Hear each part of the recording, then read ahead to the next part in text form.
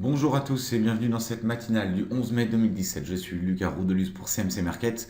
Nous allons faire un tour sur les marchés ce matin, les marchés qui sont dans l'attente de nouveaux éléments, effectivement des marchés extrêmement calmes, marché qui peut consolider légèrement. On a des niveaux qu'on avait évoqués hier qui ont été parfaitement touchés ce matin, notamment sur la partie haute et sur lequel le marché a buté, notamment au niveau du CAC 40. Et puis on va parler du pétrole qui a donc fait une très belle hausse hier avec une de ses plus belles hausses du côté du Brent, donc de la mer du Nord, et qui donc a fait un bond de 3% en clôture, la meilleure performance depuis décembre, donc meilleure performance depuis le début de l'année. Et puis on verra donc pour l'instant peu de choses à se mettre sous la dent, vraiment prudente. Il y a la Banque d'Angleterre qu'on va voir, donc qui indiquera un petit peu sa politique monétaire à suivre, mais c'est vraiment très peu d'éléments, donc on est dans l'attente totale. L'avertissement sur le risque pour vous rappeler que cette vidéo est à caractère purement informatif, que les CFD sont des produits dérivés complexes. Dans le sommaire, les marchés, la macroéconomie, actualité et palmarès actions, statistiques économiques passées et à venir, reconnaissance de figures graphiques et enfin questions-réponses. Donc dans les marchés, le CAC toujours autour des 5400 points, il n'en décroche pas, 5394. Le niveau dont je vous parlais, c'est 5411, on l'avait vu hier ensemble. Effectivement, on est allé le toucher ce matin avant de repartir à la baisse, donc on a pris presque 20 points ensuite à la baisse. Donc c'est des niveaux que j'essaie de vous donner étant donné que le marché est extrêmement difficile. On n'est pas sur des tendances long terme, mais plutôt sur du court terme, puisqu'en plus je vous retrouve pour la plupart d'entre vous chaque jour dans les émissions. Et on va essayer de travailler des niveaux qui nous paraissent intéressants pour au moins avoir quelques opportunités de trading. Le DAX, lui, qui se situe au-dessus de son support à 12 741, mais pareil, il est un petit peu à la peine ce matin. Le dollar index qui se situe autour des 99,5 points, il décroche un tout petit peu ce matin, l'euro dollar qui se reprend.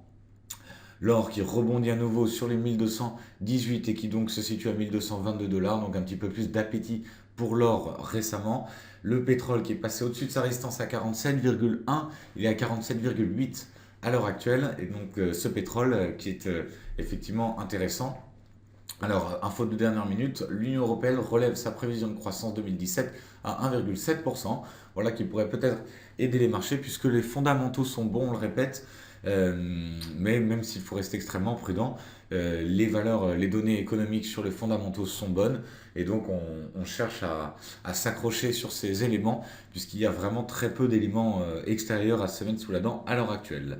L'euro-dollar qui se reprend un petit peu et qui pourrait donc profiter de cette annonce, donc qui se situe autour des 1,0880, il est au 1,0885 à l'heure actuelle. On va voir si cette annonce de dernière minute de l'Union européenne peut jouer sur les marchés aujourd'hui, avant la Banque d'Angleterre. Et puis le dollar yen qui suit toujours autour des 114,2 avec un support à 114. Dans les actualités macroéconomiques, peu de choses à dire. Simplement, bon, Trump à suivre évidemment, puisque nous avons vu que Donald Trump avait limogé le directeur du FBI, dont on pense qu'il enquêtait sur ses relations lui-même de Trump avec la Russie. Donc à suivre, à faire à suivre, parce que si ça devenait une affaire de plus grande ampleur, ça pourrait un petit peu déstabiliser les USA. Mais vraiment à suivre pour l'instant, il n'y a pas de gros développement sur cette histoire qui pourrait rapidement faire pchit, comme on dit. Donc on va essayer de rester vigilant là-dessus. Mais en tout cas, la bourse de Tokyo qui a fini en hausse à 19 961 points, qui a inscrit en séance son plus haut depuis décembre 2015. Donc c'est important à noter. La décision de la politique monétaire de la Banque d'Angleterre qui est attendue à 13h. Et enfin, le pétrole qui remonte au-dessus des 47 dollars grâce à la publication des stocks hier.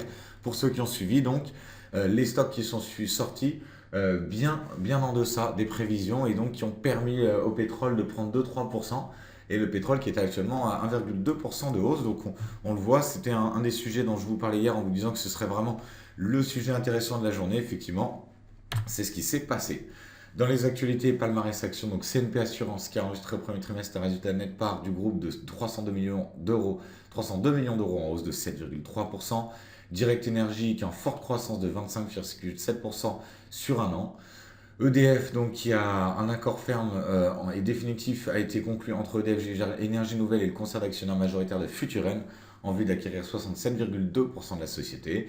Eutelsat qui dévoilera son chiffre d'affaires aujourd'hui. Lagardère qui donc a établi un chiffre d'affaires en progression de 6,2% en données comparables et en recul de 3,4% en données consolidées. Et enfin, LVMH qui mise également sur l'e-commerce promis comme l'un des principaux vecteurs du secteur du luxe dans les prochaines années, et numéro un mondial du luxe, a lancé le lancement de son site 24 Sèvres, l'adresse du Bon Marché.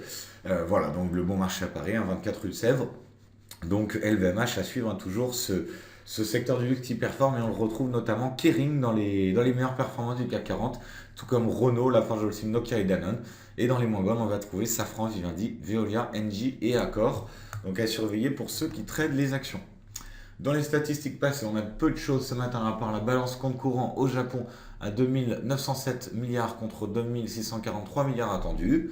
Et puis aujourd'hui, nous aurons donc la production industrielle à 10h30 au Royaume-Uni, surtout le taux directeur au Royaume-Uni à 13h, les demandes d'allocation chômage hebdomadaire à 14h30 aux États-Unis.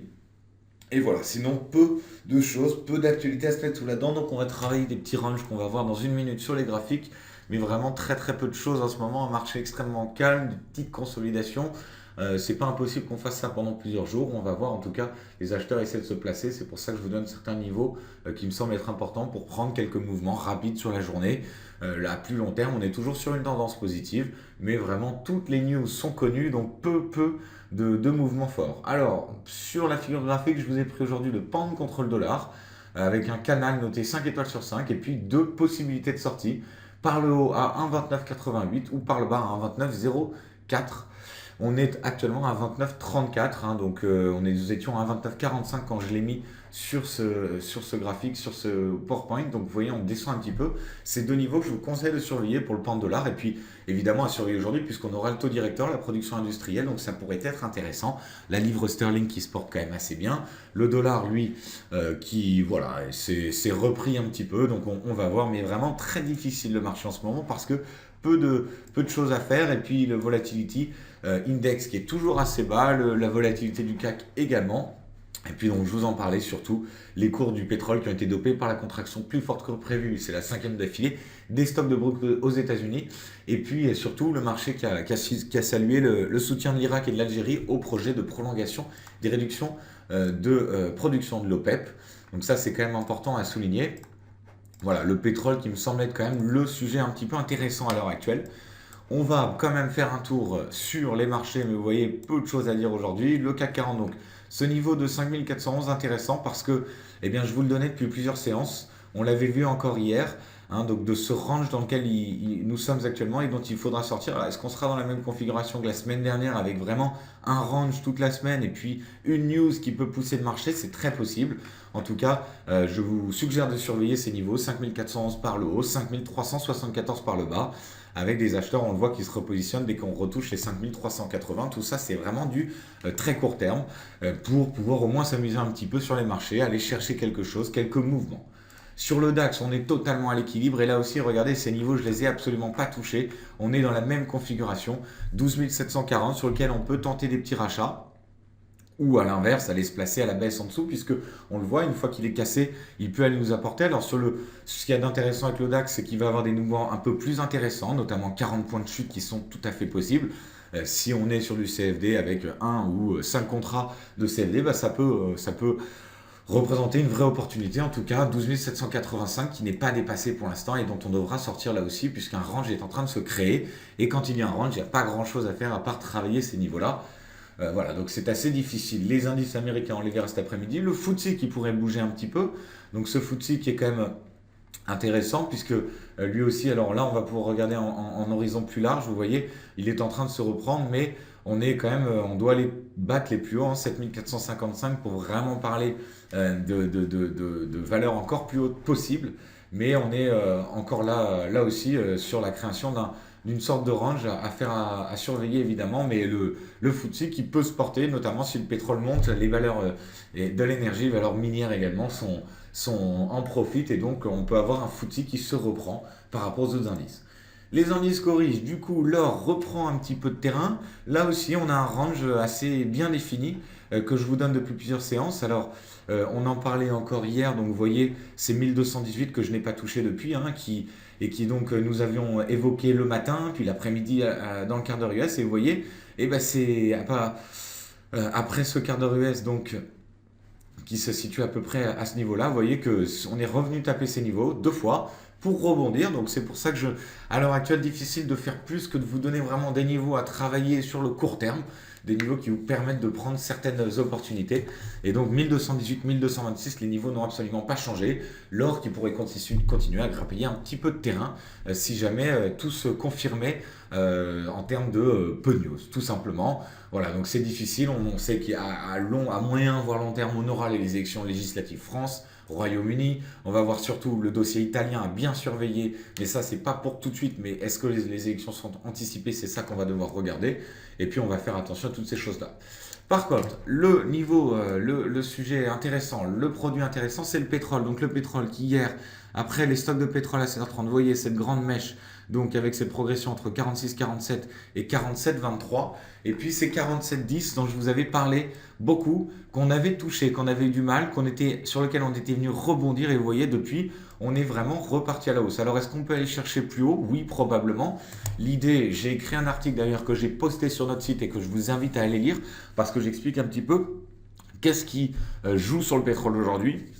Et pour résumer, on a d'un côté les États-Unis qui souhaitent produire du gaz de schiste, du pétrole de schiste, pardon, à un coût dont la rentabilité a bien baissé, puisqu'avant, pour être rentable, il y a 2-3 ans, on était sur 70 $ le baril, on est désormais sur 40-45 $ le baril, et donc un range qui est en train de se créer, un range un peu plus large, entre 45 et 55 $ sur le pétrole, affaire à suivre évidemment. Puis le 25 mai, dans 14 jours, nous aurons la réunion de l'OPEP qui nous montrera si l'OPEP confirme ou même prolonge ou disons augmente donc les réductions prévues sur le pétrole pour faire remonter le cours du pétrole, puisque forcément le royaume de l'Arabie Saoudite est pas mal handicapé à force d'avoir un pétrole aussi bas. On va voir donc s'ils souhaitent réagir. En tout cas, il semble que les pays de l'OPEP et certains autres pays non membres, mais donc qui ont un intérêt dans le pétrole, souhaitent donc réduire ces barils jour. Affaire à suivre évidemment, mais c'est le vrai sujet intéressant. Et puis donc le pétrole en 1,2% de hausse sur le WTI, 1,18% sur le pétrole brut Brent. On voit le pétrole brut Brent qui lui a bien augmenté également. Je vais enlever notre Ishimoku.